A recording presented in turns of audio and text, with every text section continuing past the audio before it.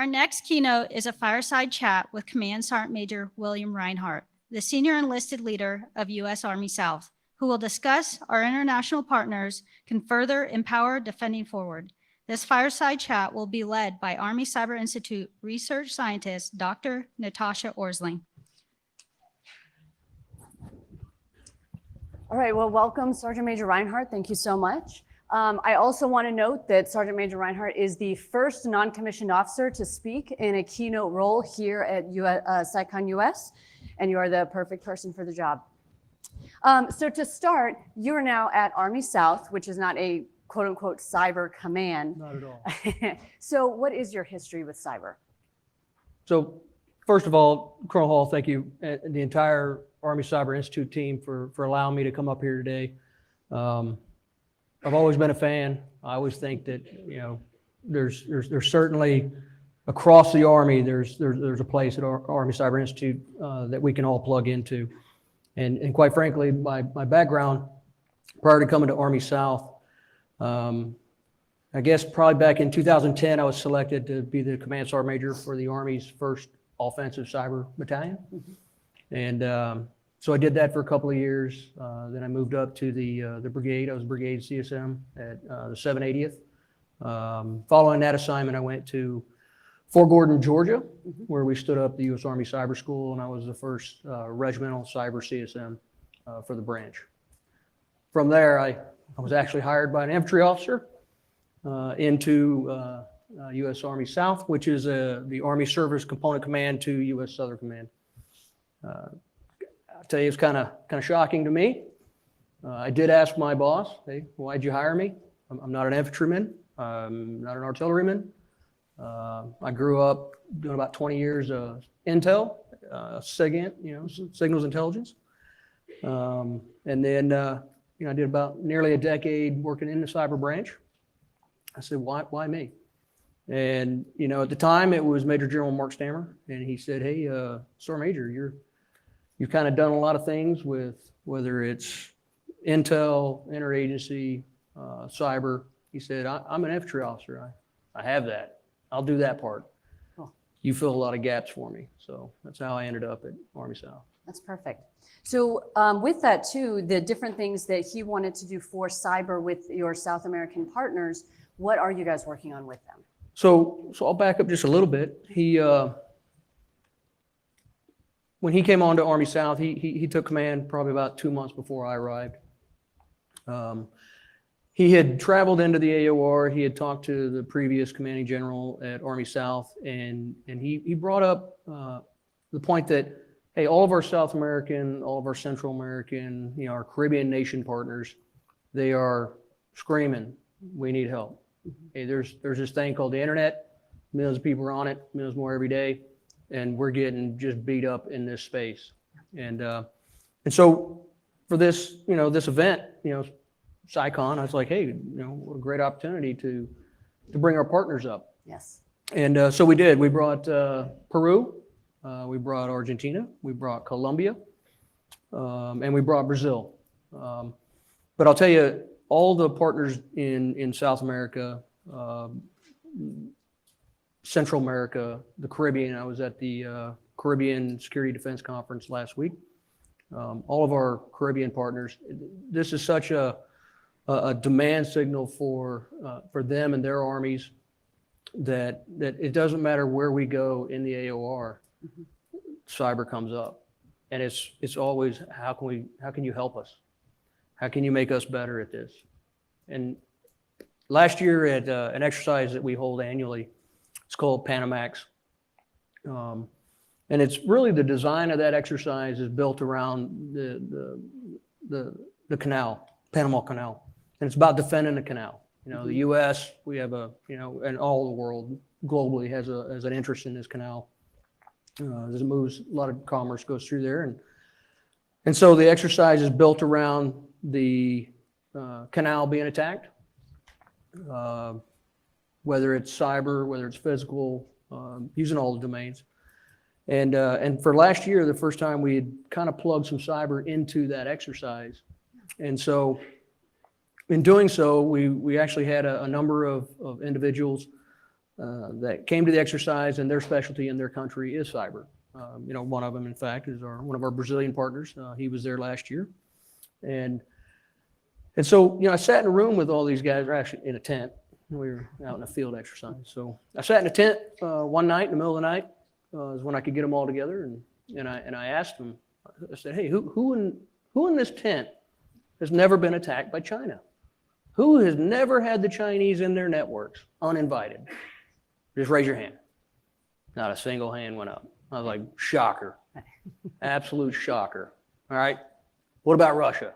Who has never had the Russians do something in their networks that they just didn't appreciate? Not a single hand went up. Right. Again, shocker. I wasn't shocked. I knew what the answer was going to be before I asked that question. And so I talked to him. I said, look, hey, I'm not here to ask you to give up your sovereignty of your country or talk about any of those, sensitive things in this domain from your country or mine. And I'm not going to tell you anything that I'm not authorized to tell you. And so we agreed right off the bat last year, hey, we're never going to talk about anything offensive. We'll just leave that to the people that do that. Yes. I said, but there's some things we can talk about. There's some things that is commercially available that 12-year-olds, 8-year-olds, Mr. Luber talked about the children in the middle schools and the high schools that are learning to code, and whether it's Python, Perl, they're learning this in their bedroom at night on the internet, Right. with a friend. And I said, there's some things that we can talk about. There's some things that we could even probably work together on in the cybersecurity realm. Perhaps we could touch into the defensive cyber piece, but I said, I would never ask anybody to talk about anything they're not comfortable talking about. You know what the response to that was? One of them, and of course it was none of my partnership folks that are here today, but one of them that was in the room, he was like, that's revolutionary. For you to say that is revolutionary. I said, okay, we're not going to use that term ever again. So we're not going to use that term. But it was true. Right. It was absolutely true. I mean, none of the things that they wanted to do or anything that touched on any of those sensitivities or those special access programs or those, we weren't even talking about it. We're talking about basic cybersecurity principles and training, commercially available. It's crazy. Yeah. So, and with that though, do they have programs to build cyber professionals, or is that also something that you guys are working with them on? How do they do that? So each country, has a differing level of competency in this domain. Some better than others. Some have been doing it longer than others. Some have pretty robust capability, and some of them very nascent. And I told them, I was like, hey, it's okay. So, and again, they were a little embarrassed. Some of them are embarrassed. Some of them are like, hey, I'm just speaking facts here. We're either good at it or we're not. We think we know what we're doing here, or we think we know what we're doing there, but at the end of the day, we just don't know. But we know that America is the greatest, and we want to partner with the U.S. We want you to help us. We want to be your friend. Fair. Right. Absolutely fair. And so, when it comes to who's better at it or who's done more in that domain, I steer away from that. Yeah. I find out where are you in your level of proficiency? What are you trying to achieve? Where are you trying to go, and at how fast? Because funding's always an issue. Training's always, time, space. Mm-hmm. It's always an issue. And so we try to work with our partners where we can. ACI was an absolute positive plug-in. We asked the Army Cyber Institute to help us out with this. Completely unclassified operational space in which you guys do your research and engagements with. And in my previous jobs, the 780th MI Brigade, there was a couple of things that they had helped us with even early on as we were building out the branch, even prior to it being a branch. And so reaching out to ACI and asking ACI to help us introduce our partners to the right people. Sometimes just becoming a part of the conversation is the first step. Bringing them up here to Washington, D.C., to our wonderful nation's capital, and being in the same room as all this brain power and all these cyber professionals. I mean, it's absolutely incredible for for not only myself, but the partners as well. Absolutely. And so Mr. Luber had talked about with the persistent engagement concept, there was the persistent action or persistent enabling and a persistent action. Do you think that at whatever level of proficiency any country's at, that they could still be a part of the Defending Forward mission as a partner? That's a great question. And absolutely. I think willingness, the willingness to do something, whether it's small or large, grand or, that's the first step. And we also invited Chile. Unfortunately, they're having some issues in their country right now. So, they're focused, they weren't able to send their folks up here. They're a little tied up. But at the end of the day, it just becoming a part of the conversation, meeting the right people, the people you want to work with, the people that are willing to work with you.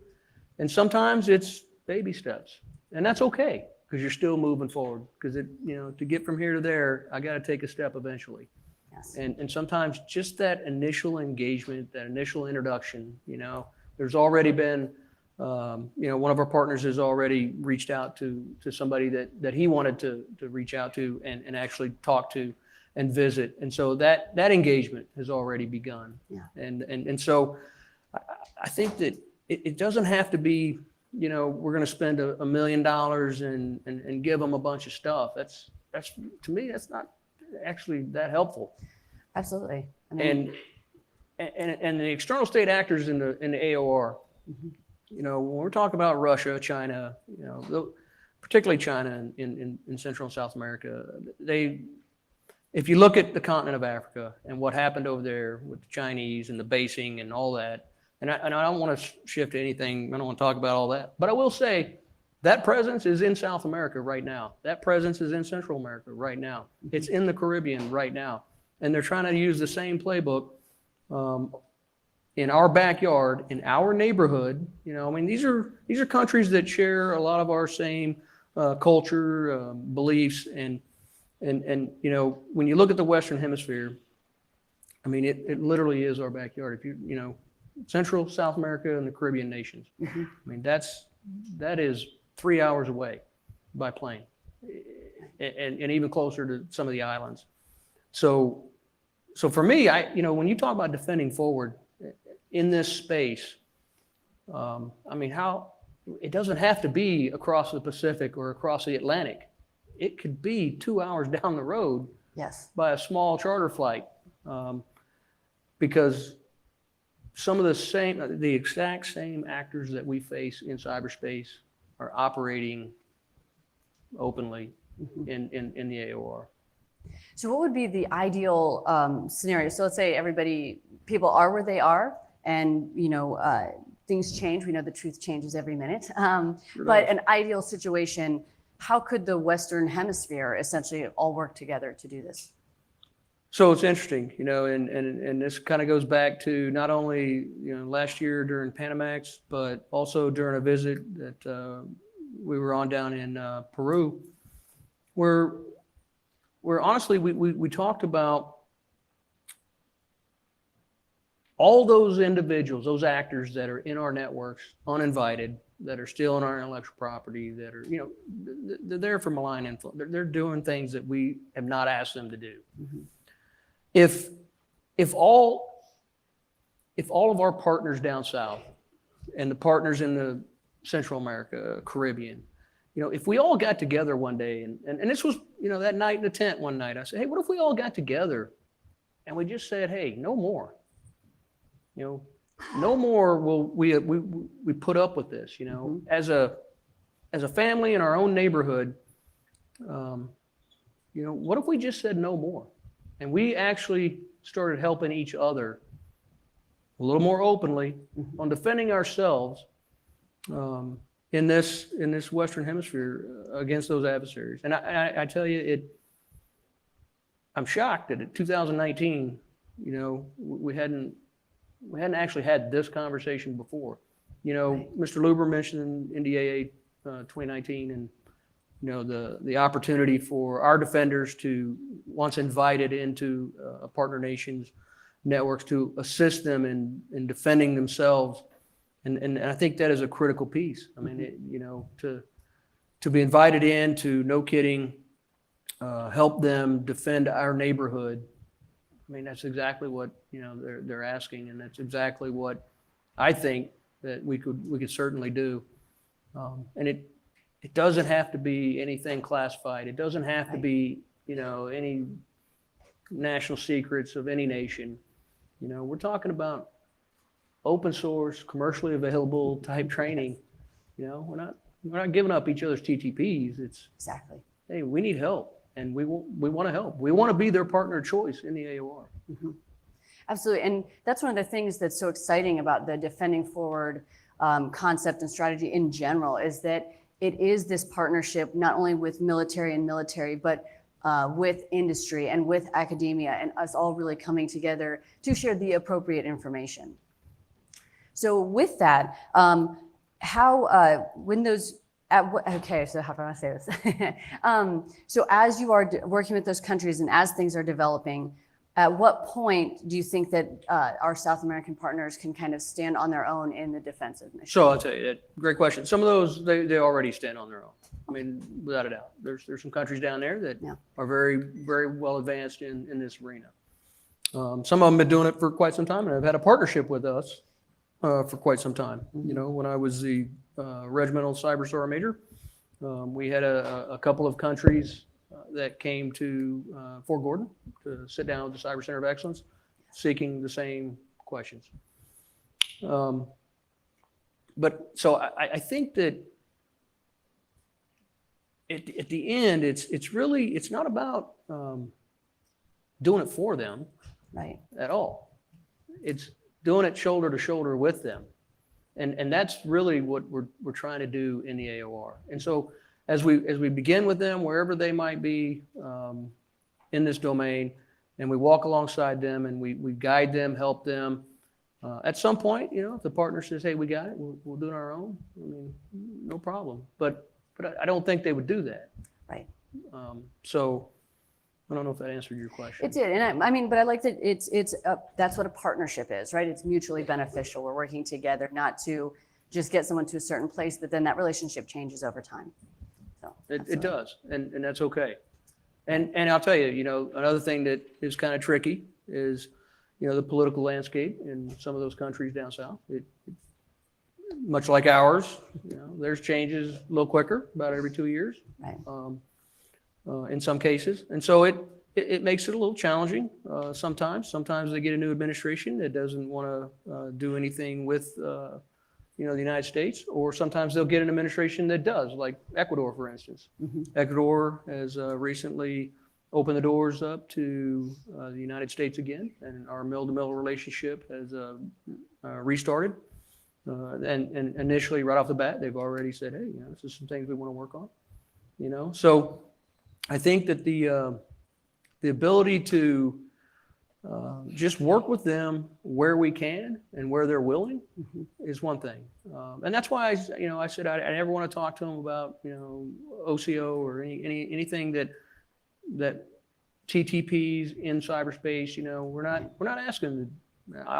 And in fact, I think it's probably good to stay away from that for now. Mm-hmm. But as the relationship between the country matures, as they start to work, as ACI introduces them to other members of the community, which you've done, it allows more opportunity for that country as well as our own. Yeah. Because we mutually benefit from this relationship in this domain. Absolutely. So did you have, that's all the questions I have for you, but I would like to open it up to the audience if you have any questions that you'd like to ask Sergeant Major Rinehart. And I know Sydney was going to have a question. He's the only guy that can't ask a question. No, I'm kidding. I'm kidding. I look forward to your question, sir.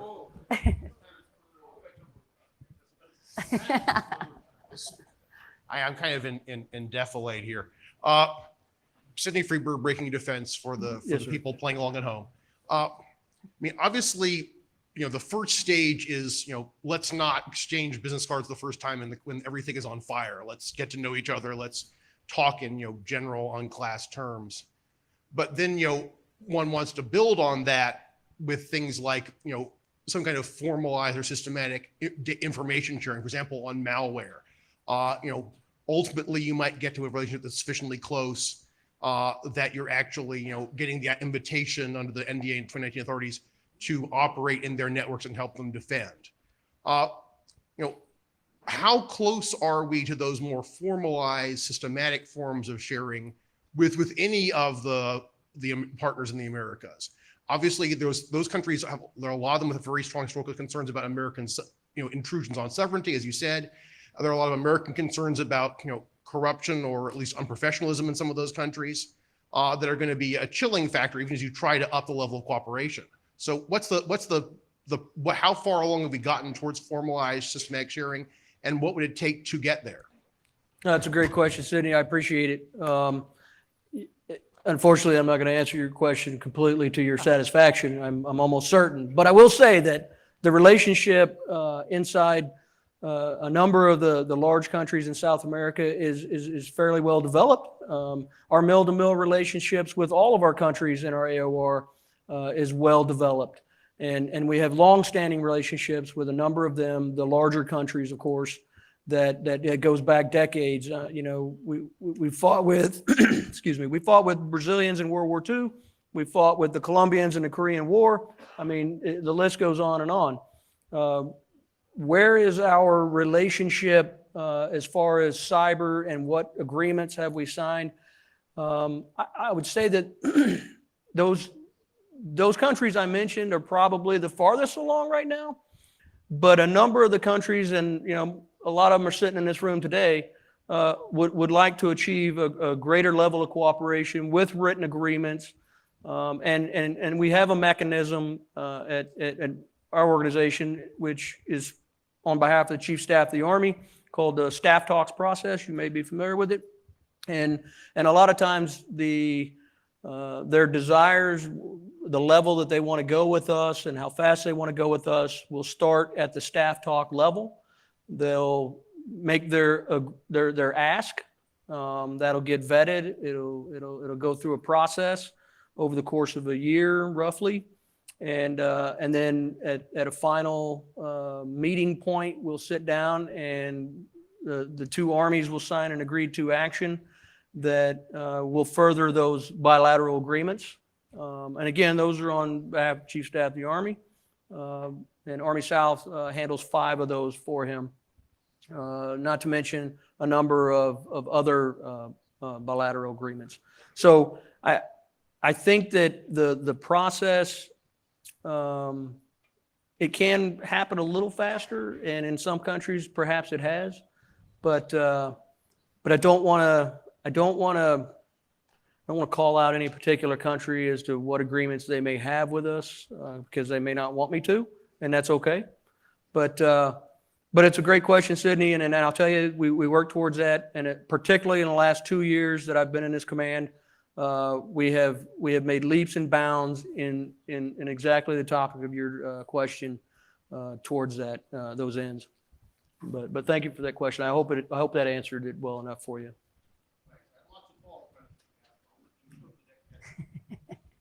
That's fair. But we have a question back here, number 1, looks like. Yeah, good morning, Sergeant Major. I'm totally blinded by the lights, but I can hear you. Yeah, Lieutenant Colonel Woody Groton, Army National Guard. So how do you see the National Guard State Partnership Program with these cyber engagements within your AOR? And how can we better coordinate that between U.S. Southern Command and U.S. Cyber Command? Perfect. Great question. I'll tell you, the State Partnership Program, and for those that may not be familiar, it's a program where each of our states partner with a nation around the world, and they do a number of engagements throughout the year, usually based on some sort of mutual benefit between that state guard unit and the country itself. As far as how can the state partners, I'll tell you, the state partner program, particularly in the CPT world, the training arena, those states are some farther along than others, but they bring a wealth of knowledge and technical capacity to the cyber domain, to the cyber branch, And in those state partner exchanges, it's actually another layer that we certainly would appreciate and we would utilize in the future.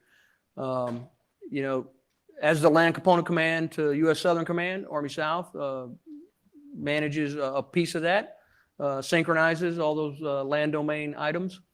And so I would certainly be willing to sit down with you, get your contact info, and I'll plug you into our National Guard folks.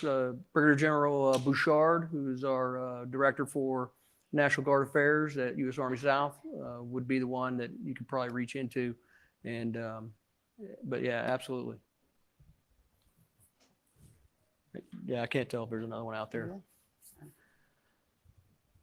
There is. Yes, number 2. Hello, thanks. My name is Morgan Muchnick. I am a private consultant and I work with younger, early stage, intermediate stage cybersecurity companies, mostly here in the United States. And one of the, I think, great advantages I've seen working with the kind of folks that I work with is that the United States has a huge advantage over many other countries because we have folks who work in NSA, military, people like that, who then start their own private sector companies, work with the government to improve, and is constantly driving the sort of innovation, the private sector sort of plugging into the military. How have you seen that with the Latin American countries? I don't hear much about the private sector types driving innovative software or security systems that can bring their countries forward and drive the innovation level forward as well. Honestly, I thank you for the question. I know that a couple of countries down there do have some of the very similar internship programs and things like that with their programs, but I don't necessarily, as far as Army South and our partnerships with our partner nations. We don't spend a lot of time on the civil side looking at any of the civil engagements they do. But we do promote that as well because we do it and it works really well for us. And so we just kind of show them. Sometimes we'll just show them, hey, this is how we're doing it. These are some of the things. And of course, ACI, as they talk to the partners, they promote that as well. They point that out. I certainly hope that some of our partners would consider it if they're not doing it. But and that kind of goes back to the talent management pool. Where are you pulling from? And if you don't use the entire pool, but you only use half the pool, then it becomes an issue because you may overlook some talent. So I think that I couldn't definitively say that, yes, they do that, but I know in a couple of countries I saw some smaller programs that are actually working. Yeah, it's a great question. I appreciate it. I just wish I could have given you a better answer. Okay. I can't see it all. Is there one over there? Yes. Yeah. Good Please. morning. My name is Carl Peterson. I'm actually a former enlisted in cyber, Perfect. now working as a civilian. Perfect. And I've been out for a couple of years now. When I was still in the enlisted corps, there was a lot of decision making as we were standing up Cybercom about where officers would fall, where enlisted personnel would fall in the organizational structure and the roles.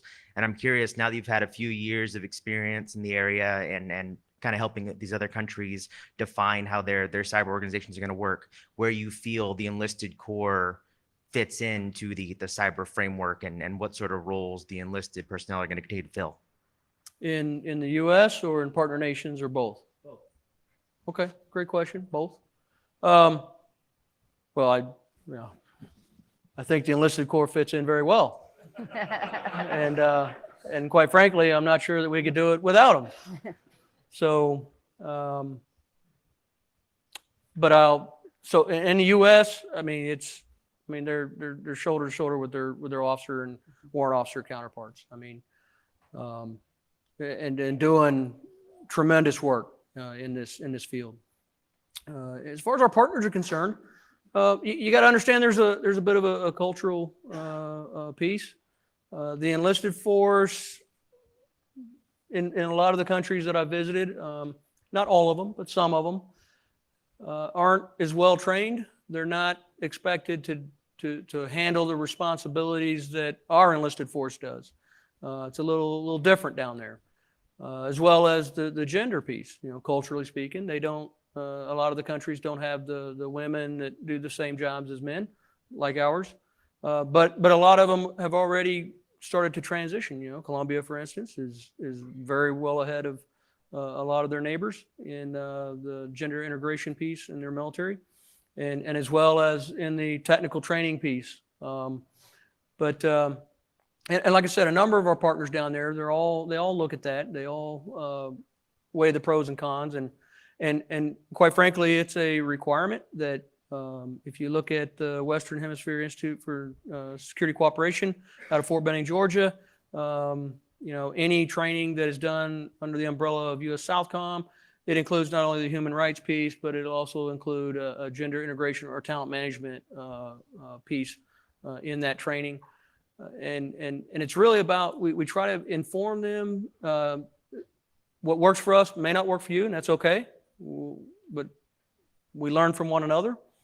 But we also know that if you're only going to train your officers in the technical stuff, and the enlisted service members are only going to be asked to support the officer, then you're probably going to limit yourself in the future and in the long run. Because again, you'll limit your talent pool, just like the gender piece. If you limit it to only males can do this, or only officers can do this, then you limit your available pool to choose from. Just like, you know, Dr. Orsling, enlisted, 3 PhDs. I mean, you want to limit that? I don't. So, I mean, absolutely.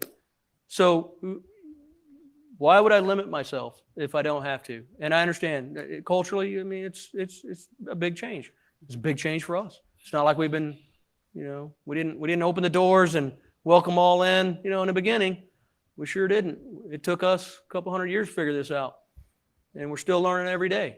And so I've had firsthand experience working with my partners down south, and seeing the difference in whether it's enlisted integration into technical training, or women into whether it was combat arms types, MOSs, or technical training. You limit yourself if you only want to go down and say only these guys or gals, only these guys can do it, no gals. I mean, it doesn't make a lot of sense to me logically. So, but thank you for the question, and good on you for making something of yourself after being an awesome enlisted guy in the cyber force.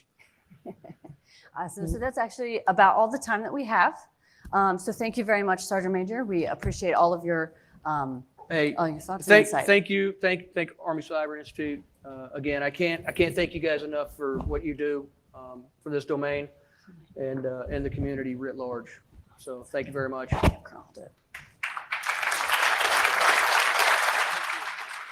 sir. Is this going to be underneath the